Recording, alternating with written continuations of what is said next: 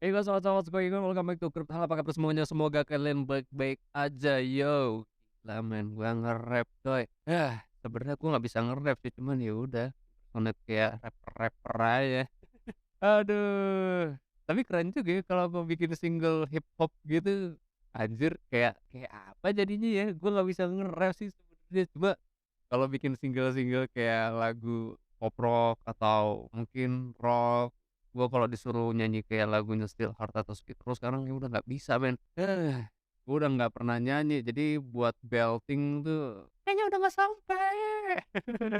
Ya udahlah, kita jadi analis ajalah, gak usah jadi penyanyi, pusing amat. Nih guys, jadi hari ini kita akan melihat ya apakah memang ada yang bisa membuat harga Bitcoin itu volatile, melihat atau merujuk dari economical calendar Amerika dan juga beberapa negara. Terus juga kita akan melihat data on-chain apakah memang tekanan jual saat ini justru lebih besar atau tidak, karena kan kita sudah melihat harga Bitcoin itu terkonsolidasi kalau nggak salah sekitar seminggu atau 2 minggu lah ya.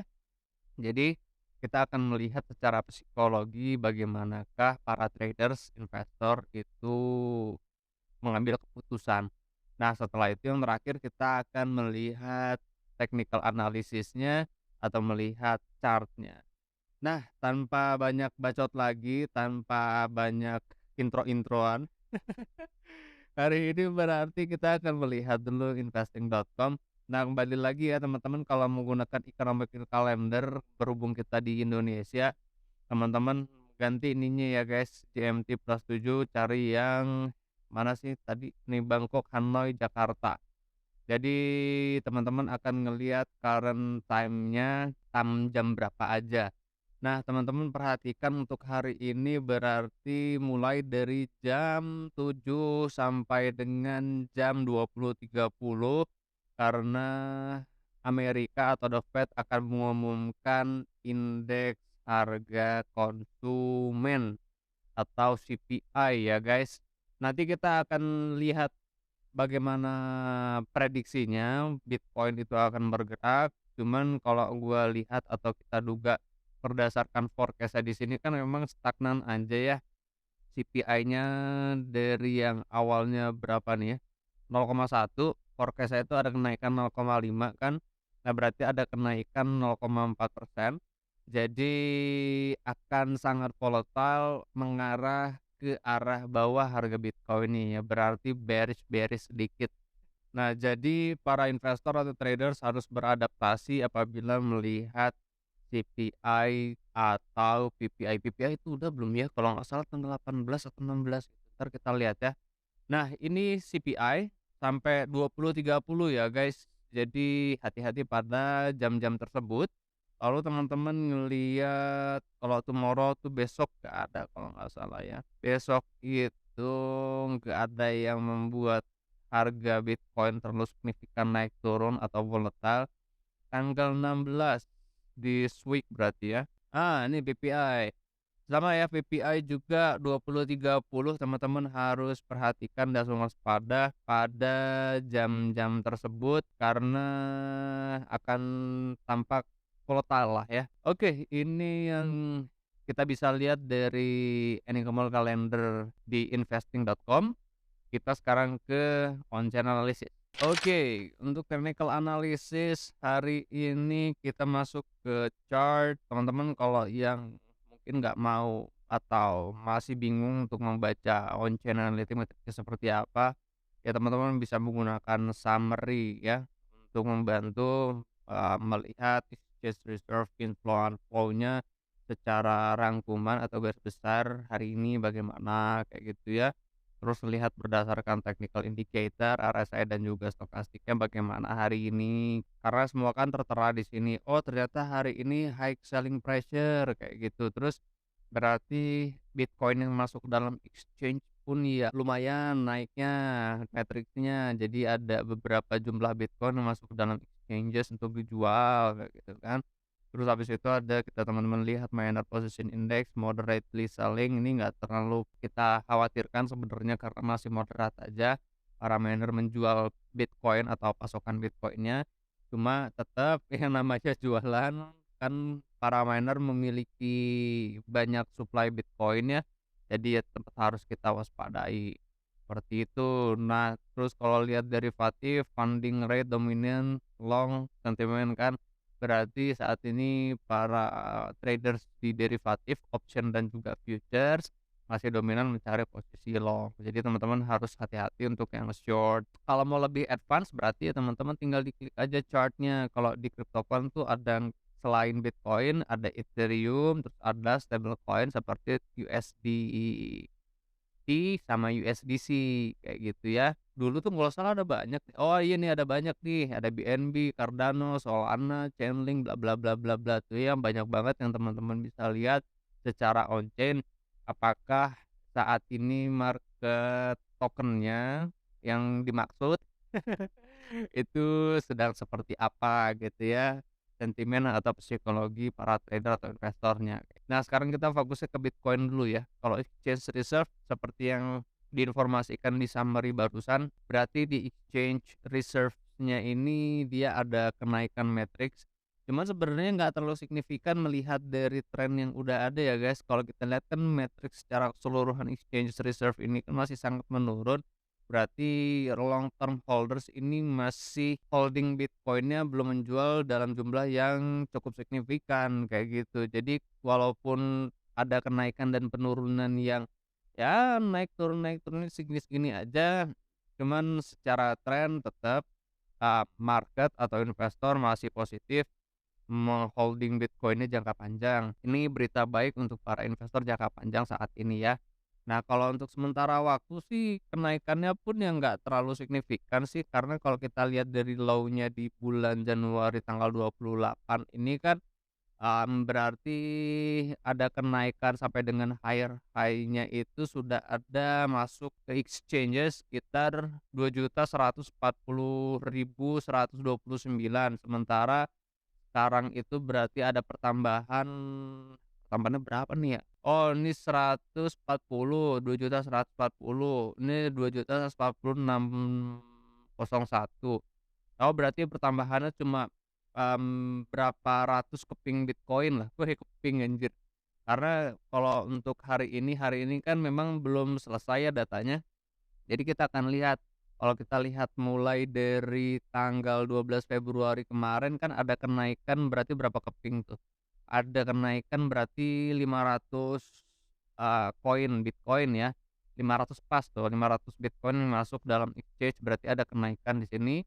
Terus di sini sempat ada penurunan, penurunannya juga lumayan nih, di sini, 140.601, di sini 140.005, berarti ada pengurangan 595 something kayak gitu.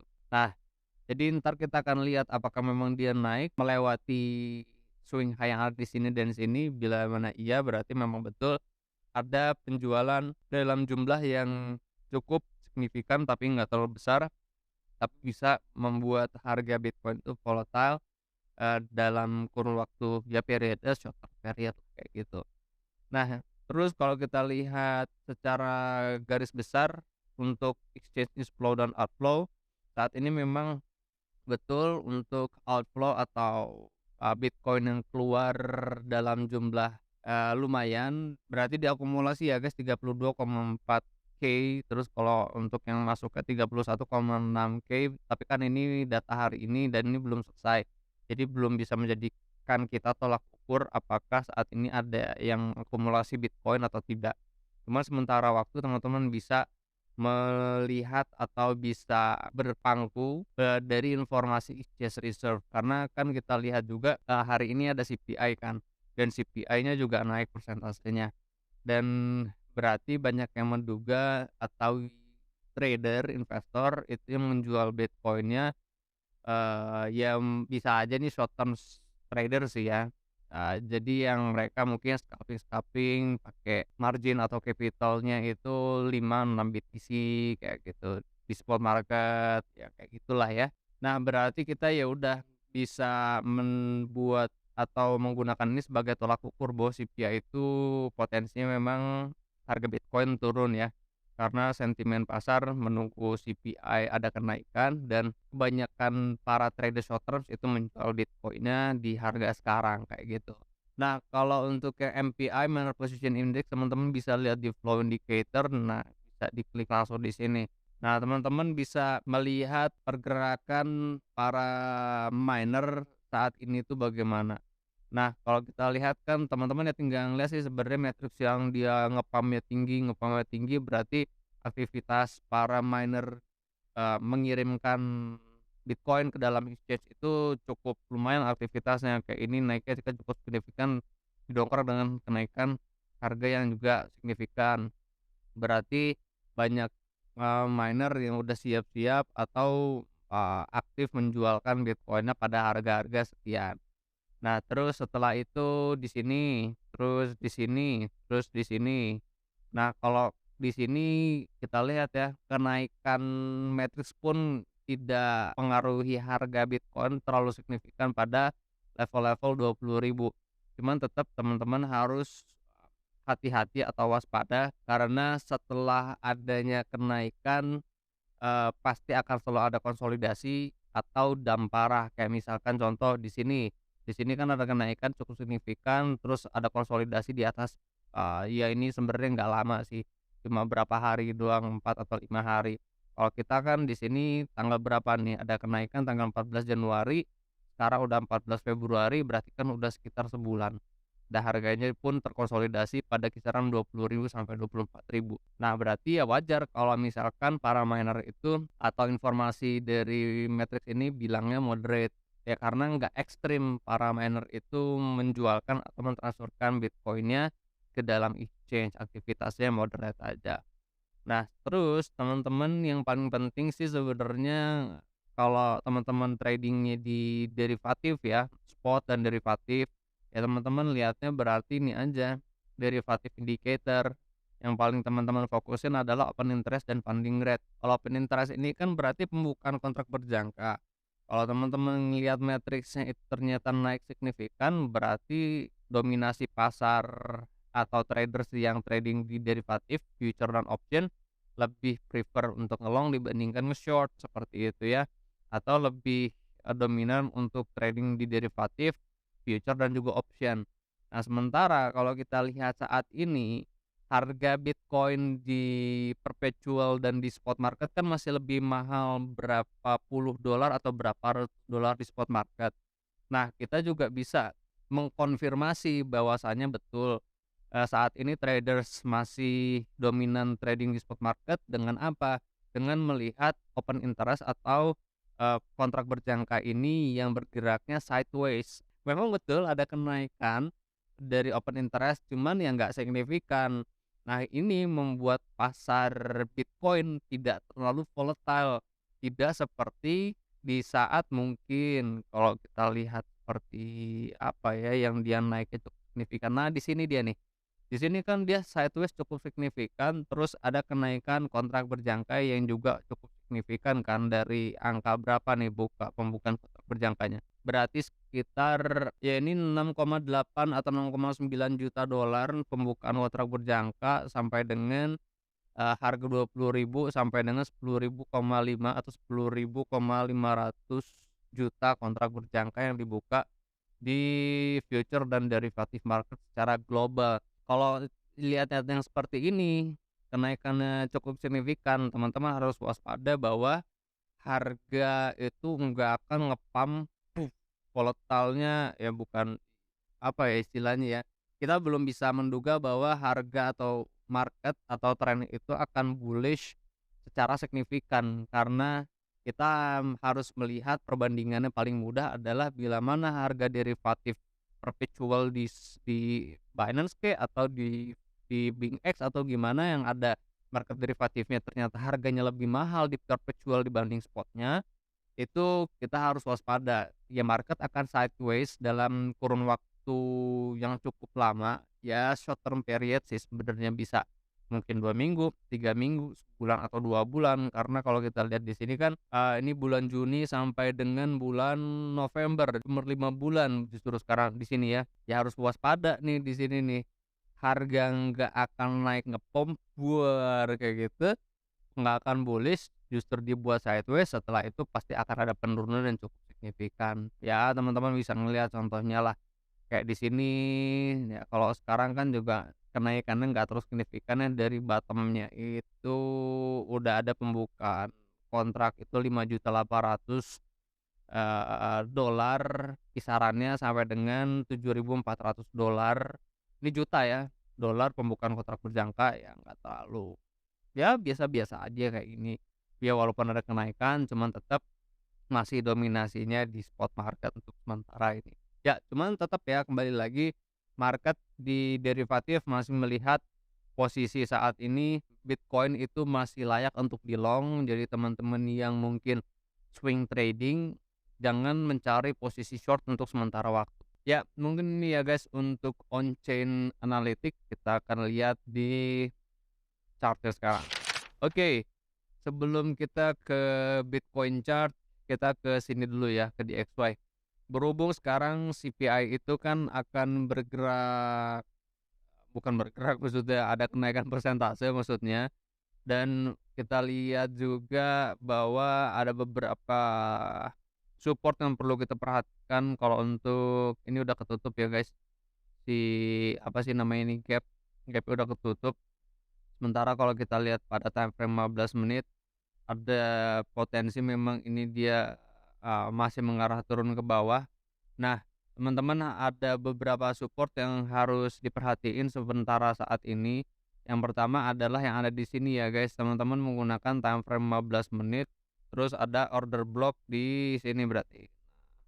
Ini ya wajar aja bahwasanya saat ini, order block ini di berapa nih berarti, 103,1 menjadi level support dan berpotensi untuk naik gitu ya. Nah, naiknya sampai mana? Kenaikan potensinya itu sampai dengan di sini teman-teman, Fibonacci 0886, Fibonacci 0786 atau naik ke topnya lagi. Karena di sini ada level resisten trendline yang kita juga perlu perhatikan. Nah, di sini kan teman-teman juga melihat ya bahwa taruh di sini ya. Nah, di sini dia kan kena sama garis resisten trendline. Terus juga kalau kita menggunakan Fibonacci dari sini ke sini dapat Fibonacci 0618 sebagai level support, level resisten maksud gua. Nah, harapan gua sih ya sebenarnya balik lagi sampai dengan ke 101 kalau mau gua. Karena gua pengennya Bitcoin kan bullish 101 ya. Tinggal teman-teman tarik aja Fibonacci lah dari bawah sini ke sini. Terus cari Fibonacci 786, 886 ada di kisaran berarti 101. Nah, cuma kan tetap ya, karena kita melihat atau bisa menduga bahwa sebenarnya market US atau the Fed itu saat ini masih berupaya untuk menekan inflasi biar terjadi deflasi, ya jadi ya udah, berarti ada potensi mereka itu akan cetak uang lagi, terus ya menaikkan suku bunga, setelah itu berarti ada kenaikan indeks dolar ya. Jadi ada beberapa support yang perlu diperhatiin untuk sementara ini ya. Pertama yang ada di sini, kalaupun ternyata ya broken, jebol, teman-teman lihat di sini. Sini berarti di angka 102,7 Fibonacci 886 yang kita tarik berarti dari sini sampai dengan sini. Terus dapatnya 886. Terus ini order blocknya adalah 1H, teman-teman lihat pas berarti di 102 Fibonacci 0886. Nah, untuk beberapa waktu sih ada potensi ya seperti ini nanti. Jadi konsolidasi pada level ini dia. Untuk si DXY bisa saja membuat pattern kalau teman-teman tahu pattern ya. Bisa saja ini kayak ascending triangle, kok ascending sih, symmetrical triangle maksud gua, atau bisa jadi bearish pennant. Kalau gua nggak terlalu paham untuk yang pennant-pennant seperti itu, karena gua nggak percaya sama pennant-pennant ya, cuman ini bisa menjadi referensi teman-teman untuk mengambil keputusan, seperti itu ya guys ya. Jadi ada potensi memang ya konsolidasi dulu lah sebelum nanti market atau The Fed mengambil keputusan mau dibawa kemana dolar indeksnya, seperti itu ya. Oke, untuk Bitcoin sendiri sekarang harganya di 21.708. Nah, untuk harga spotnya 21.737. Berarti saat ini masih lebih mahal spot dibandingkan perpetual. Nah, berarti analisa kita di apa tadi tuh, di on-chain data berarti valid ya kalau kita melihat dari option market dan juga dari exchange reserve-nya, bahwa memang trader saat ini masih fokus kepada atau masih fokus trading di spot market dibandingkan di perpetual. Nah, teman-teman harus perhatikan bahwasanya memang saat ini market atau strukturnya memang zigzag. Nah, zigzag ini adalah WXY. Nah, teman-teman bisa fokus pada perhitungan yang ada di sini. Kalau kita hitung secara rinci menggunakan minute degree, bukan menit ya, berarti di sini, perhitungannya adalah W, X, Y, X, dan Z. Berarti kalau ini W, X, Y, dan Z, W, X, Y, X, and Z, berarti Z-nya itu jadi W. Nah, terus di sini, ini corrective wave-nya A, B, dan C. Nah, ini menjadi WX ya. X penurunan lagi ketemunya Y. Nah, di sini kan dia seperti impulsif juga, tapi tetap perhitungannya, eee, sat 1, 2, 3, 4 berarti ada limanya. Nah, ini adalah Y. Kita bisa fokuskan di sini adalah Y-nya dan di sini adalah X-nya, W, X, Y, X ketemu Z, atau sementara ini mencari Y untuk membuat diagonal. Diagonalnya berarti leading ya guys. Di saat dia membuat leading berarti gini dia, 1, 2, 3. Nah, di sini ntar ada resisten trendline 4, lalu ada 5. WX berarti ini adalah X. Kita bisa pakai ini ya. Berarti sampai ini W, X, nah Y. Nah, X-nya di sini teman-teman harus hati-hati, terjadi fake out lalu terjadi penurunan lagi ya guys. W, X, Y dia naik harganya. Ini kan berarti level resisten trend line-nya itu gini ya. Nah, potensinya seperti ini kan. Kalau untuk sementara waktu saat ini begini dia, gini kali ya. Nah gitu, terus habis itu dia naik lagi, set, breakout dari level resisten trendline, terus dia mentok, fake out karena memang potensinya gue masih menduga ada kenaikan sampai dengan 22.300, 22.800. Jadi kita harus hati-hati nih sama 22.300 dulu ya. Karena di sini dia level resisten trendline, level resisten horizontal saat ini yang perlu kita perhatikan kotaknya di sini. Baru ada penurunan lagi sekali lagi Z. Nah, seperti itu ya. Nah, jadi kalau kita hitung secara analisa Elliott Wave atau kita duga seperti ini dia, Z-nya itu nanti kita akan hitungkan setelah terjadi si X-nya biar kita nggak menduga-duga atau sekarang memvalidasi bahwa penurunan itu sampai dengan 20.400, walaupun kita melihat di BTC CME itu ada ini ya guys, nah ada gap yang kita perlu perhatikan 20.475 sampai dengan 19.900. Berarti secara perhitungan ya wajar aja kalaupun memang analisa ini valid di saat harga naik sampai dengan 20.300, kalau turun lagi sampai dengan kisaran 20.400 atau 19 ribuan, ya berarti untuk menyelesaikan wave X ke Z-nya. Nah, tetap ya teman-teman, ini perhitungannya masih cenderung bullish untuk sementara waktu, walaupun ada penurunan yang cukup signifikan sampai 20.400-an secara perhitungan atau secara dugaan. Untuk, short term-nya memang menurun, tapi untuk long term-nya gue masih yakin bahwa penurunan itu atau sorry penurunan kenaikan itu masih berpotensi sampai dengan 25 ribuan. Nanti kita akan hitungkan lagi nih setelah ini validnya seperti apa. Cuman kalau untuk sementara waktu berhubung, eee, hari ini ada CPI jam 20.30 atau setengah sembilan malam nanti, jadi ya teman-teman harus waspada akan terjadi volatilitas harga yang cukup signifikan, kekocok-kocok lah. Jadi teman-teman mendingan nggak usah trading nanti malam, karena potensinya bet gitu. Ini masih valid ya guys, kita akan lihat lagi, kita akan hitung lagi potensinya nanti seperti apa. Untuk sementara waktu ya potensinya seperti ini, jadi konsolidasi di sini membentuk sebuah triangle, apapun itu triangle-nya, nanti kita akan ngelihat, hitungkan. Tapi kalau berdasarkan struktur memang belum kelihatan. Cuma kalau dilihat secara analisa harmonic pattern dan juga elliott wave ya potensinya untuk bullish pennant gitu. Entar kita lihat secara rinci bagaimana Bitcoin itu bergerak. Oke. Nah ini ya level support saat ini 21.400 sampai 21.095 cocok aja karena di sini dia menjadi support membentuk saat time frame satu hanya kasih sinyal bullish divergence, jadi ada potensi ya naik seetik atau naik dikit. Terus kalau lihat time frame 4H-nya RSI juga saat ini belum ada potensi.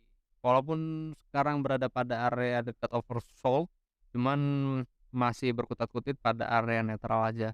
Jadi untuk, mid-term period-nya justru yang kita harus tetap waspada. Apakah, market untuk yang swing trading-nya masih belum yakin untuk mendongkrak harga itu, naik ke harga yang cukup signifikan. Ini sih sebenarnya untuk skenario yang gua rasa, akan apa ya, akan terjadi. Nanti gua akan lihat lagi skenarionya bagaimana potensinya, cuman untuk sementara waktu sih gua, belum melihat ada potensi apa-apa karena itu barusan, CPI akan gonjang-ganjing harga. Jadi kita harus hati-hati dalam mengambil keputusan. Ya. Nanti market akan bergerak lagi sekitar jam 3, jam 4, terus abis itu maghrib 18 sampai berapa tuh, sampai 20.30 setengah 9 malam. Terus entar ada pergerakan lagi ya jam 1 atau volatilitas jam 3 malam, jam 3 subuh. Sip, thank you very much for watching. Gua Fahim Muhammad, kalian jangan sakit-sakit sehat terus karena sehat mahal. I'll see you guys on next video. Peace out.